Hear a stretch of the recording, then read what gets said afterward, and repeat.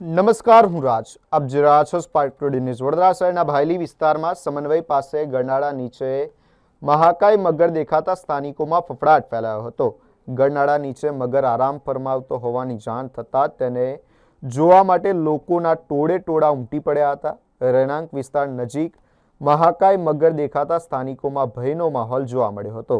ઘટનાની જાણ થતાં વડોદરા વન વિભાગની ટીમ તાત્કાલિક ઘટના સ્થળે પહોંચી હતી અને મગરને રેસ્ક્યુ કરવાની કામગીરી હાથ ધરી હતી.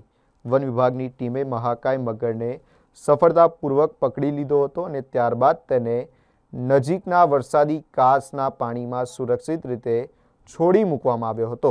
બીજી તરફ આ મામલે વોર્ડ નંબર 12ના કોંગ્રેસ કાર્યકર રાકેશ ઠાકોરે મહાનગરપાલિકા તંત્રની કામગીરી સામે સવાલો ઉઠાવ્યા હતા અને ગરનાળા તથા વરસાદી કાંસ આસપાસ યોગ્ય કામગીરી કરી સ્થાનિકોની સુરક્ષા સુનિશ્ચિત કરવાની માંગ કરી હતી.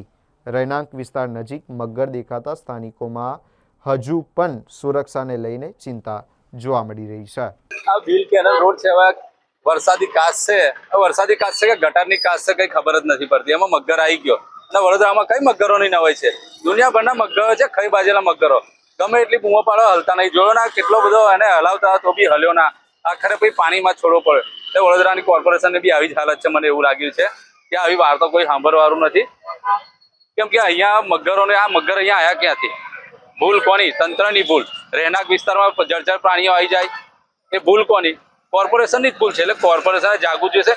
જ્યાં ત્યાં જળચર પ્રાણીઓ ઘૂસી જાય છે, કોઈ ધ્યાન નથી. ખાલી મગરના નામ પર બી કઈ વાર્તાઓ થાય છે. અમે મગર માટે આ પાર્ક બનાવીશું, પેલો પાર્ક બનાવીશું, પણ કશું નહીં. મગરો બી હવે થાકી ગયા કે હવે આ મગરો અમારા કરતા બી મોટા મગર છે, કઈ સાંભળવાના નથી. એટલે હવે અમારે એમના વિસ્તારમાં જવું પડશે તો જ કઈ જાગશે. અને વડોદરા મહાનગર દ્વારા કાસો પૂરવામાં આવી છે. એવી રીતે કાસો ઓપન હશે ને જો કોઈને જ્ઞાન આની કહ્યું હોય પડ્યું મગરમાં સમાવેશ થઈ ગયો તો કેટલી મોટી દુર્ઘટના બનશે વડોદરા માટે. 100%ની વાત છે તમારી. જો મગર કઈ દુર્ઘટના ઘટીને કોઈનો જીવ ગયો ને એના કારણે ફક્ત ને ફક્ત વડોદરા મ્યુનિસિપાલિટી કોર્પોરેશન જ જવાબદાર રહેશે, કેમ કે ખુલ્લી કાસો પડી રહી છે.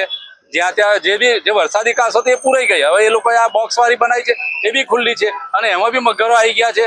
એટલે કોઈ સાફ સફાઈ માટે બી કોઈ દિવસ ઉતર્યું ને તો એમના જીવના જોખમ છે. આપણો પરિચય ઠાકોર રાકેશ.